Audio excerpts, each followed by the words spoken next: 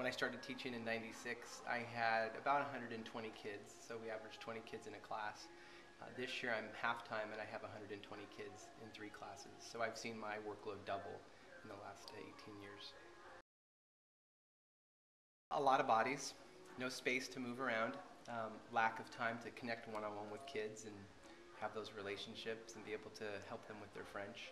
My concern is the number of papers that I have to grade, especially as an English teacher. You can do the math for me, but when I take 46 kids times 4 plus the 36 kids I have in my other classes, then it becomes overwhelming. I'll do it on the spot today.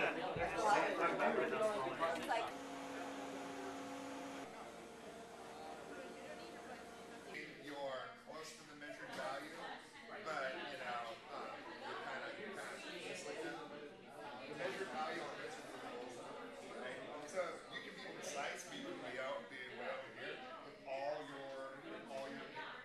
your units. I mean, from last year to this year, I mean, it doubled. My average class size last year was about 24, 25 kids.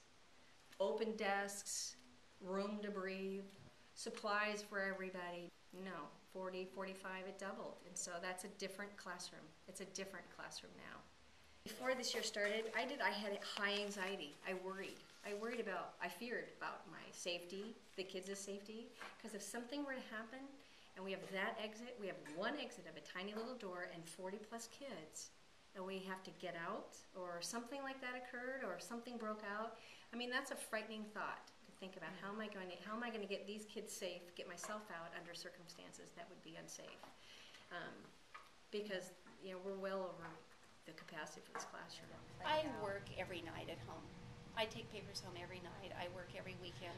First year Japanese, normally we have classes of low to mid-20s, which is lovely. 20 is really ideal for a language class because you need to be able to speak with each of them. And of course, this way, when it's such a large class, I do much more having them speak to each other and I just roam and listen.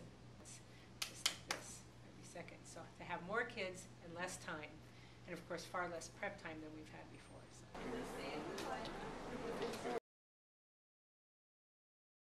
I don't think I would, and I have 3 sons. One's 21, one's 19, and one's 17. I don't want them to become teachers because I know what it's like, and I know what it can do to families. You know, how hard it is for me to try to juggle time for my kids. My kids have given up, my own boys have given up a lot because I'm a teacher.